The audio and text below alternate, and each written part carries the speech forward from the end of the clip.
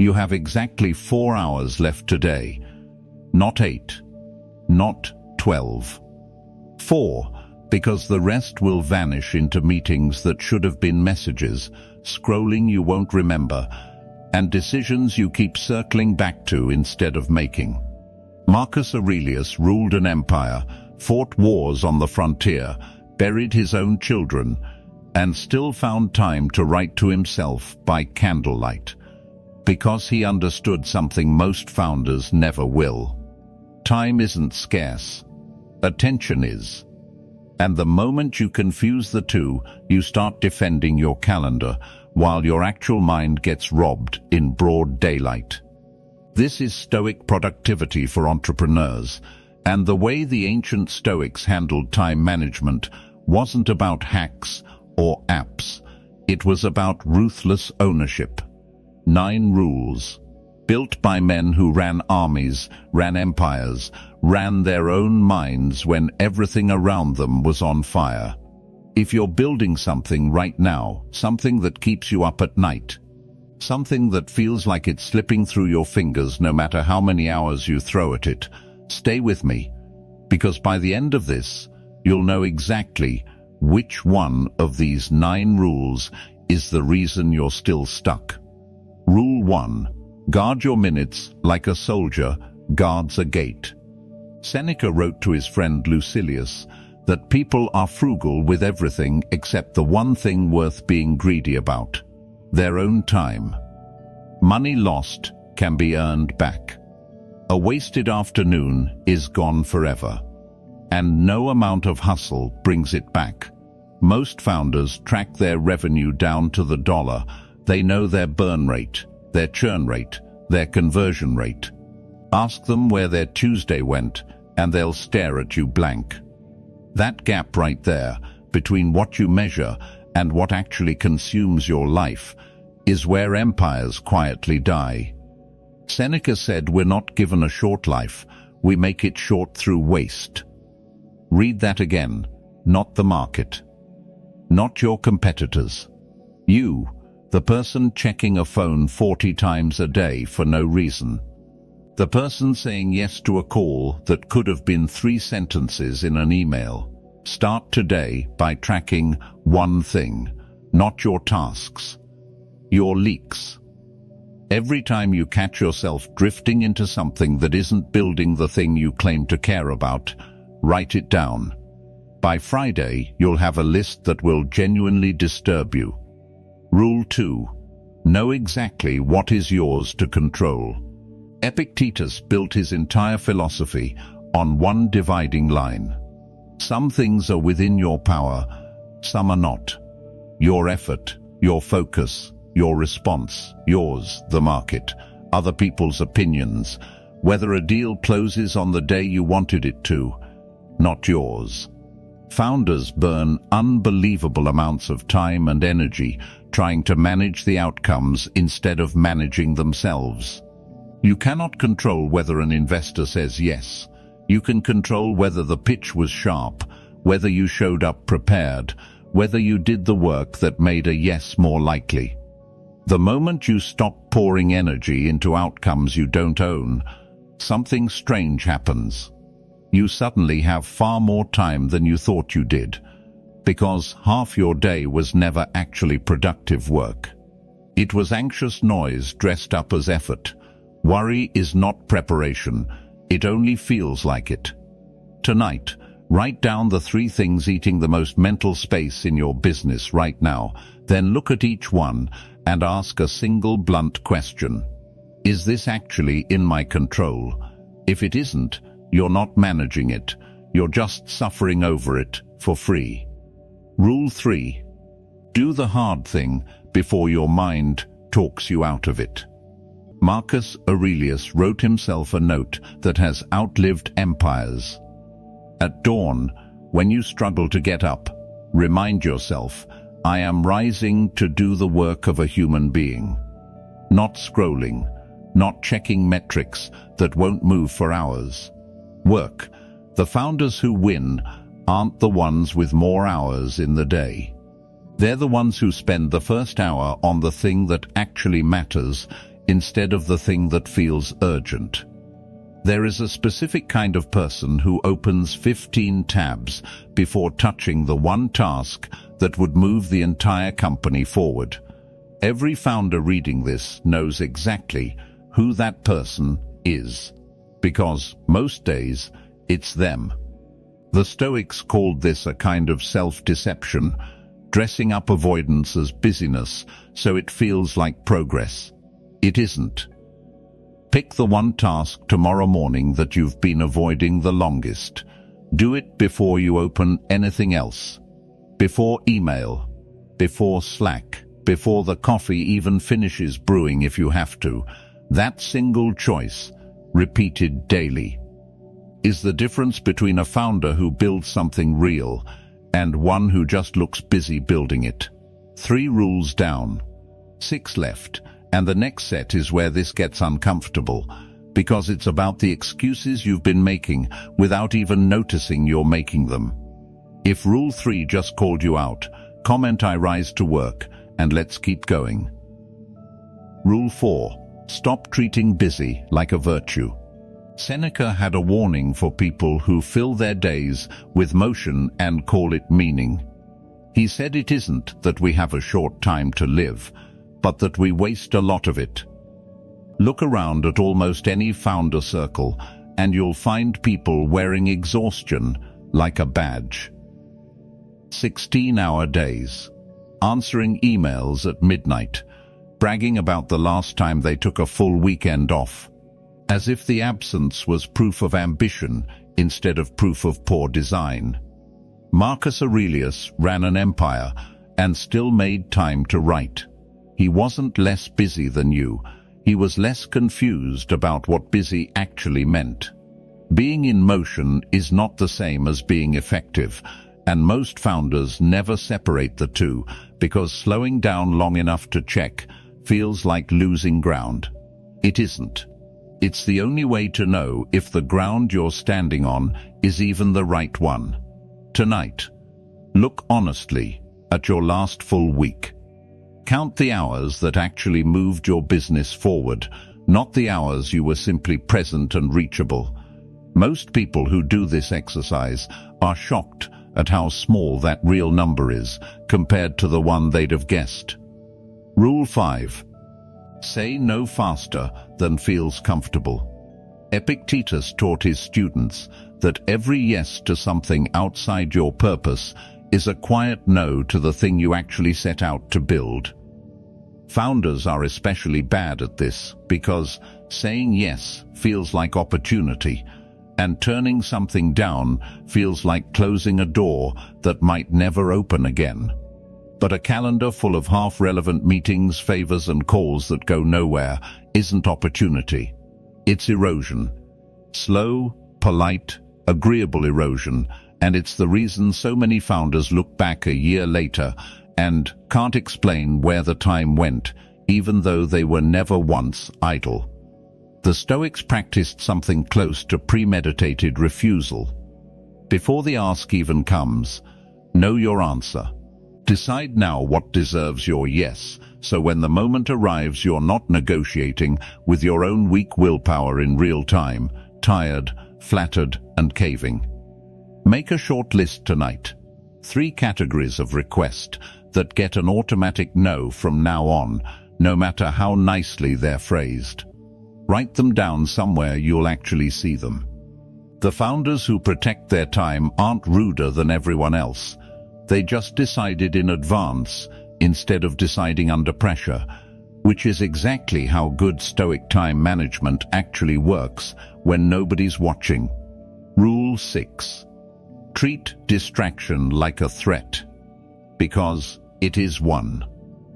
Marcus Aurelius wrote that the mind adopts the color of its thoughts, and nowhere is that more dangerous than in the modern founder's pocket. A phone that buzzes 50 times before lunch isn't neutral. Every buzz is a small vote for something other than the work in front of you, and enough of those votes and the day is gone before you've made a single real decision. Seneca warned that scattered attention produces nothing of substance. no matter how much time is poured into it. You can work 12 hours and build almost nothing if 6 of those hours were fractured into 4-minute pieces by notifications you didn't even choose to see. This isn't about willpower, because willpower against a buzzing phone loses almost every single time, all day, for years. It's about environment. The Stoics didn't try to out-discipline temptation. They removed themselves from it entirely whenever they could. Tomorrow, before you start your most important task, put the phone in another room. Not on silent next to you. Gone. Notice how strange the first 10 minutes feel, and notice how much gets done in the 90 minutes after that strangeness passes. This is where entrepreneur time management stops being a phrase in a book and starts being something you can actually feel in your chest by the end of the day. Here's what nobody tells founders early enough. It's never one big collapse that costs you the company. It's never a single catastrophic decision that undoes years of work. It's 1,000 small leaks, 1,000 unguarded minutes, 1,000 yeses that should have been no, quietly compounding until one day you look up and wonder where 3 years went while your competitor somehow shipped twice as much with half your team. The Stoics weren't obsessed with time because they had more of it than everyone else. Marcus Aurelius died at 58 in a war camp far from home. Seneca was forced to end his own life on the order of a paranoid emperor.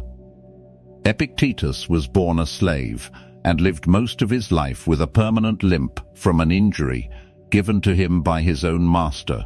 None of them had comfortable, unlimited time. They had exactly what you have, hours that run out whether you use them well or not. The difference is, they refused to waste what they knew they couldn't get back. 6 rules behind you now. 3 left, and the final 3 are the ones that separate founders who build something that lasts from founders who burn out chasing something that never quite arrives. If any of these 6 already hit close to home, comment which one and stay with me. Because part 3 is where this whole thing comes together. Rule 7. Review the day before it reviews you at 3 in the morning. Seneca had a nightly ritual he never skipped. Once the lamp was out and the house had gone quiet, he'd ask himself what he did well, what he did poorly, and what he'd do differently tomorrow, not to punish himself, to close the door on the day so it couldn't follow him into sleep. Most founders skip this entirely. They collapse into bed with the day's unfinished business still running in the background, and then wonder why they wake up more tired than when they laid down. An unexamined day doesn't just disappear when you stop looking at it. It keeps tugging at you, quietly, at midnight, at 4 in the morning, in the form of a racing mind that won't shut off no matter how exhausted the body is. 5 honest minutes at the end of the day, on paper, not just in your head, does something a full night of restless half-sleep never manages. It gives the day an ending. Tonight, before you close your laptop for the last time, write 3 lines. What moved the business forward today? What didn't? What tomorrow's very first task will be, decided now while you're still thinking clearly, instead of decided tomorrow morning in a half-awake scramble. This single habit alone will change how rested you feel within a week. Rule 8. Stop chasing the feeling of readiness. Epictetus told his students that we suffer more in imagination than in reality, and nowhere does that hit harder than in the founder who's been just about to launch for 8 months straight. Waiting for the perfect plan, the perfect deck, the perfect moment, isn't caution. It's fear wearing a very convincing disguise. And it will happily eat every spare hour you have if you let it. Marcus Aurelius didn't wait to feel ready to rule. He woke up, reminded himself what the day required, and did the work of it anyway, feeling ready or not. Readiness is a myth the mind invents to justify one more day of delay. The market doesn't wait for you to feel prepared. And neither does the competitor who's willing to ship something rough today instead of something polished 6 months from now that nobody ever sees because it never left the drafts folder. Pick the one thing you've been refining, rewriting, or almost ready to send for longer than a week. Send it, launch it, or ship it tomorrow, exactly as it stands right now, imperfections included. The discomfort you'll feel doing that is not a warning sign. It's just the exact size of the growth you've been avoiding. Rule 9. Remember that this ends, and let that sharpen you instead of scaring you. The Stoics practiced something called memento mori, a constant, deliberate awareness that none of this lasts forever, not the business, not the body running it. Not a single day of the limited number you actually get. Marcus Aurelius kept this thought close his entire life, not out of morbidity, but because nothing sharpens focus like the honest knowledge that time is not, in fact, unlimited. Most founders live and work as if there will always be another quarter to fix what this one broke. Always another year to finally build the thing they keep postponing. There might be. There might not be. Nobody actually knows. And building an entire life strategy on the quiet assumption that you have unlimited time left is the single riskiest bet a person can make without ever noticing they made it. This isn't meant to frighten you into panic. It's meant to hand you clarity most people spend their whole lives avoiding. If this year, this specific one, might genuinely be your only shot at building the thing you keep talking about, what would you stop wasting time on starting tomorrow morning? Sit with that question tonight, longer than feels comfortable. The answer is usually already sitting right there, waiting for you to finally stop looking away from it. 9 rules. Guard your minutes. Know what's actually yours to control. Do the hard task first, before the mind talks you out of it. Stop mistaking motion for progress. Say no faster than feels natural. Remove the distraction instead of fighting it all day. Close the loop each night instead of dragging it into your sleep. Stop waiting to feel ready. Remember, the clock is real. None of these require more hours in your day. They require a founder willing to stop lying to themselves about where the hours actually went. Stoic productivity was never about squeezing more tasks into a calendar. It was about ownership, brutal, unglamorous ownership of your own attention. In a world that will happily take it from you for free if you never once tell it no.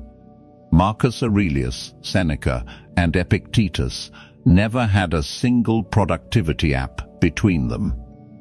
What they had was a discipline most people today have simply never been asked to develop, because nobody around them was ever forced to prove it mattered. Pick one rule from today, the one that stung the hardest while you were listening. Run it tomorrow, deliberately, before you touch anything else. Not all 9 at once. 1. That's how founders who actually change end up changing, one uncomfortable rule at a time, not through some overnight transformation that never actually shows up for anyone.